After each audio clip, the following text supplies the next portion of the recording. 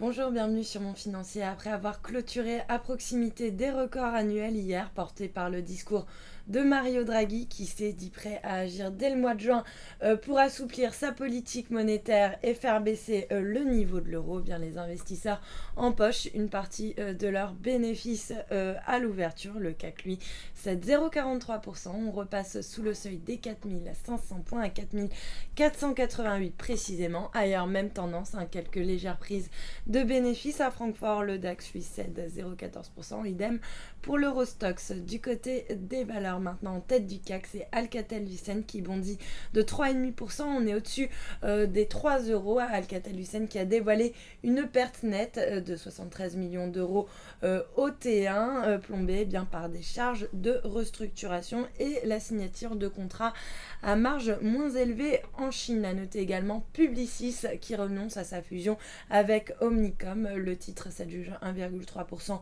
à 61,42 €. À noter également Alstom qui grappille 0,3% alors que Barclays a relevé sa recommandation sur la valeur de sous-pondéré à pondération en ligne. A l'inverse, Lanterne Rouge, Valourec qui perd 2,7% à 41,19 €. Sur le SBF 120, Apram redonne 1,24% sous les 22 euros, alors que ArcelorMittal a révisé en baisse ses prévisions de croissance mondiale en matière d'acier pour 2014. De son côté, Arcelor perd 1,7% à 11,71 € après avoir dévoilé ses résultats du premier trimestre. Sur le marché d'échange, l'euro, lui, s'inscrit en baisse symbolique par rapport au dollar, moins 0,09% autour des 1,3830. L'euro qui flirtait pourtant avec le seuil des 1,40 la veille et qui a nettement reculé dans le sillage de la conférence de presse de Mario Draghi qui s'est dit déterminé donc à le faire